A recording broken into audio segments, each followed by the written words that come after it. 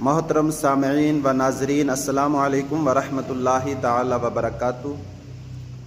آج میں آپ کے سامنے ایک بے حد ضروری موضوع کے اوپر گفتگو کروں گا۔ بس لگ بھگ 4-5 منٹ کی ویڈیو ہوگی، آپ تمام توجہ کے ساتھ میں اس کو سماعت فرمائیں اور مکمل سنیں۔ ایک سبق آموز واقعہ جو ہے میں آپ کے سامنے آج رکھوں گا۔ یقیناً اشد ضرورت ہے معاشرے اور سماج کے اندر ایسا پیغام جائے جس سے جو ہے لوگوں کے دل میں اثر پیدا ہو۔ اس لیے آپ توجہ کے ساتھ میں جو ہے اس کو سماعت بھی فرمائیں اور آگے شیئر بھی کر دیں۔ ہم انسان ہیں، اللہ رب العالمین کی عظیم مخلوق سے ہمارا تعلق ہے۔ ہم میں سے ہر ایک انسان کے اندر خامیاں بھی ہوتی ہیں اور اچھائیاں بھی ہوتی ہیں۔ اگر اللہ تبارک و تعالی ہمارے عیب پر پردہ نہ ڈالے تو ہم کسی کو منہ دکھانے کے قابل نہ رہیں گے۔ اتنے عیب ہیں ہمارے پاس، اتنے گناہوں میں ہم ڈوبے ہوئے ہیں۔ کسی کے عیب کو جاننا اور پھر اس عیب کو دوسروں کے سامنے بیان کرنا، یہ ایک نہایت ہی گندا اور شیطانی عمل ہے۔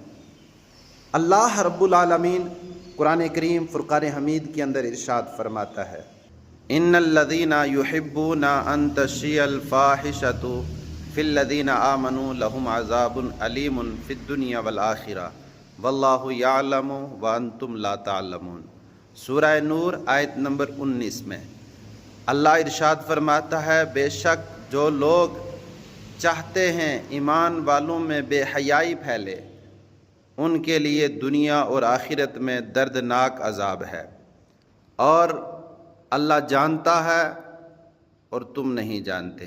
یہ آیت ہمیں صاف طور پر بتا رہی ہے دوسروں کے گناہوں کو ظاہر کرنا، فحاشی و بے حیائی کو عام کرنا اللہ رب العالمین کو سخت ناپسند ہے۔ اسی طریقے سے آقا کریم صلی اللہ علیہ وسلم کا فرمان بھی ایک میری نظروں سے گزرا۔ قال رسول اللہ صلی اللہ تعالی علیہ وسلم، آقا دو جہاں صلی اللہ علیہ وسلم نے فرمایا، من ستر مسلمن سترہ اللہ فی الدنیا والآخرہ، جس نے کسی مسلمان کا عیب چھپایا، اللہ تبارک و تعالی دنیا اور آخرت میں اس کے عیب کو چھپائے گا۔ یہ حدیث ہمیں تربیت دیتی ہے کہ دوسروں کے عیوب پر پردہ ڈالنا خود اپنی نجات کا ذریعہ ہے۔ لیکن آج انسان اپنے عیبوں کو چھپاتا ہے اور دوسروں کے عیبوں کو ظاہر کرتا ہے، حالانکہ یہ بہت بڑا گناہ ہے۔ آئیے میں اس پر ایک مشہور عالم جو مصر کے رہنے والے ہیں، ان کا ایک سبق آموز واقعہ جو انہوں نے خود تحریر کیا ہے وہ آپ تک پہنچانے کی کوشش کرتا ہوں۔ آپ سے گزارش ہے کہ آپ کو یہ ویڈیو اگر پسند آئے تو آپ شیئر بھی کر دیں، لائک بھی کریں، اور کوئی غلطی ہو جائے تو آپ کمنٹ باکس میں جا کر کے اس سے آگاہ فرمائیں۔ وہ مصر کی عالم دین فرماتے ہیں، مجھے زندگی میں کسی نے لاجواب نہیں کیا سوائے ایک عورت کے جس کے ہاتھ میں ایک تھال تھا اور اس کے اوپر کپڑا پڑا ہوا تھا۔ وہ اس تھال کو لے کر جا رہی تھی۔ میں نے پوچھا، اس میں کیا چیز ہے؟ عورت نے کہا، اگر بتانا ہوتا تو پھر مجھے اس کو ڈھانکنے کی یعنی اس کو ڈھانپنے کی کیا ضرورت تھی؟ میں یوں ہی اس کو ننگا لے کر کے جاتی۔ آخر یہ ڈھکا ہوا ہے تو اسی لیے ڈھکا ہوا ہے کہ کسی کو پتہ نہ چلے اس میں کیا چیز ہے۔ وہ عالم دین فرماتے ہیں کہ مجھے ایسا لگا جیسے میری پوری عقل، میری پوری حکمت جو ہے وہ شرمندہ ہو گئی۔ واقعی یہ کوئی معمولی سا جملہ نہیں تھا، بلکہ پوری زندگی کے لیے ایک اصول جو ہے اس عورت نے بیان کر دیا۔ اگر کوئی چیز ڈھکی ہوئی ہے تو ضرور کوئی حکمت ہے، اسے ظاہر کرنے کی ضرورت نہیں ہے۔ ہم میں سے ہر ایک انسان کے اندر خامیاں ہیں، یعنی اس واقعہ سے وہ سبق پیش کرتے ہیں کہ ہم میں سے ہر ایک انسان کے اندر خامیاں ہیں۔